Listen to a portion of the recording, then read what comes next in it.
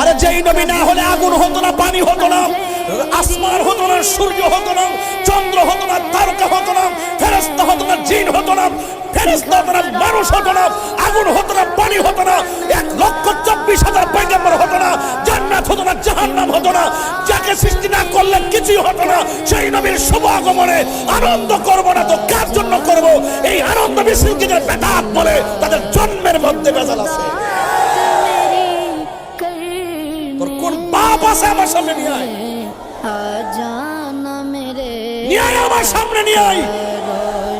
বেটা কলিজা লইয়া ঘুরি, বান্ডেল খাইয়া কালার পাল্টাই না, জবানের খেলাফ করি না।